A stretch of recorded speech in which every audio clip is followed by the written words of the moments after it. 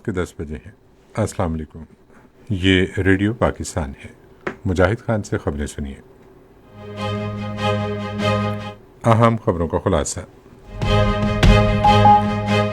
وزیر اعظم نے آج دوحہ میں قطر کے امیر سے ملاقات کے دوران قطری قیادت کو اسرائیلی اشتعال انگیزی کے خلاف پاکستان کی مکمل حمایت اور یکجہتی کا یقین دلایا ہے۔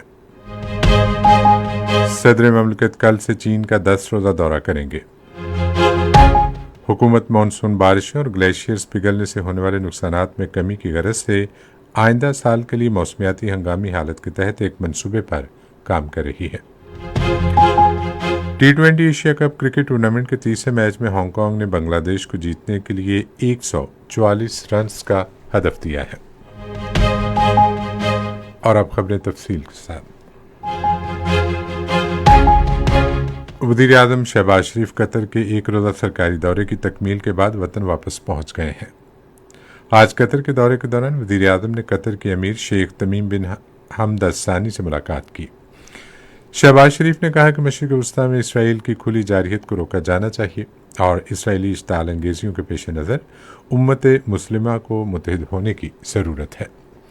انہوں نے دوحہ پر گزشتہ منگل کو ہونے والے اسرائیلی حملے کی شدید الفاظ میں مذمت کی اور اسے قطر کی خود مختاری اور علاقائی سالمیت کی کھلی خلاف ورزی قرار دیا۔ انہوں نے کہا کہ پاکستان کی قیادت اور عوام برادر ملک قطر کے خلاف اس حملے سے سخت مضطرب ہوئے ہیں جو بین الاقوامی قوانین کی سنگین خلاف ورزی ہے۔ انہوں نے قطری قیادت کو اس بلا جواز اشتعال انگیزی کے خلاف پاکستان کی مکمل یکجہتی اور حمایت کا یقین دلایا۔ امیر قطر نے دوحہ کا دورہ کرنے اور قطر کے ساتھ اپنی یکجہتی کا اظہار کرنے کے اس ہمدردانہ اقدام پر وزیر اعظم کا شکریہ ادا کیا۔ قطر پر اسرائیلی حملوں کے تناظر میں آج اقوام متحدہ کی سلامتی کونسل کا ہنگامی اجلاس ہوگا۔ یہ اجلاس پاکستان، الجزائر اور صومالیہ کی درخواست پر بلایا گیا ہے۔ پاکستان اور الجزائر دونوں نے اسرائیلی حملوں کی شدید مذمت کرتے ہوئے قطر سے یکجہتی کا اظہار کیا ہے۔ قطر کے وزیر اعظم اور وزیر خارجہ شیخ محمد بن عبد الرحمن الثانی نے نیتن یاہو کی اس کارروائی کو سخت تنقید کا نشانہ بنایا اور اسے اپنے ملک کے خلاف ریاستی دہشت گردی قرار دیا۔ ادھر 2 روزہ ہنگامی عرب اسلامی سربراہ اجلاس بھی اتوار سے قطر میں شروع ہو رہا ہے۔ اجلاس میں دوحہ پر اسرائیلی حملے کے تناظر میں صورتحال پر غور ہوگا۔ صدر آصف علی زرداری چینی حکومت کی دعوت پر کل سے چین کا 10 روزہ دورہ کریں گے۔ صدر چینگ یو شنگھائی، زینچیانگ اور ایغور کے خود مختار علاقے کا بھی دورہ کریں گے اور صوبائی قیادت سے ملاقاتیں کریں گے۔ بات چیت میں اقتصادی اور تجارتی تعاون، چین پاکستان اقتصادی راہداری اور مستقبل میں روابط کے لیے اقدامات پر خصوصی توجہ کے ساتھ پاک چین دو طرفہ تعلقات پر تبادلہ خیال ہوگا۔ فریقین کثیر جہتی فورمز پر 2 طرفہ تعاون پر بھی بات چیت کریں گے۔ یہ دورہ پاکستان اور چین کے درمیان اعلیٰ سطح کے وفود کے تبادلوں کی روایت کا تسلسل ہے جو اپنی سدا بہار تصویراتی تعاون پر مبنی شراکت داری مستحکم کرنے کے لیے دونوں ملکوں کے پختہ عزم کی عکاسی کرتا ہے۔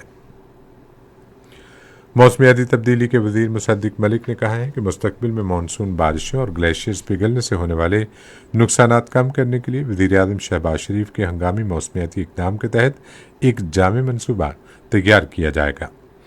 انہوں نے اسلام آباد میں NDMA کے چیئرمین لیفٹیننٹ جنرل انعام حیدر ملک کے ہمراہ بریفنگ دیتے ہوئے کہا کہ سیلاب سے متاثرہ علاقوں سے 25 لاکھ افراد کو بحفاظت نکال لیا گیا ہے اور اب تک 930 افراد جاں بحق ہوئے ہیں۔ امدادی کارروائیاں جاری ہیں جس میں وفاق اور صوبائی حکومتیں، مسلح افواج اور فلاحی تنظیمیں حصہ لے رہی ہیں۔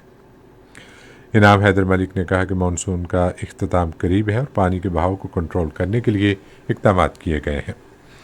وزیر داخلہ محسن نقوی نے منشیات کے خاتمے کے لیے پاکستان کے عزم کو قومی ترجیح قرار دیا۔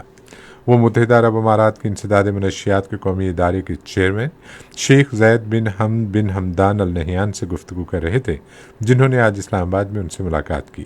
فریقین نے انسداد منشیات کی کوششوں پر تفصیلی بات چیت کی اور منشیات کی اسمگلنگ کی روک تھام کے لیے تعاون بڑھانے پر اتفاق کیا۔ آج غزہ پر اسرائیلی فوج کے جاری وحشیانہ حملوں میں مزید 22 فلسطینی شہید ہو گئے۔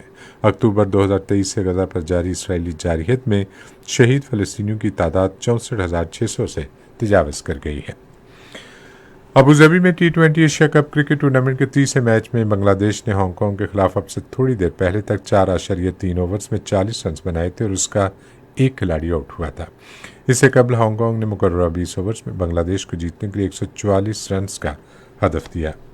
اسی کے ساتھ خبریں ختم ہوئی۔ مزید خبروں اور تحصیلوں کے لیے آئیے ہماری ویب سائٹ پر، پتہ ہے radio.gov.pk، اور فیس بک کے link radio Pakistan news official پر براہ راست ویڈیو سٹریمنگ بھی ملاحظہ کیجیے۔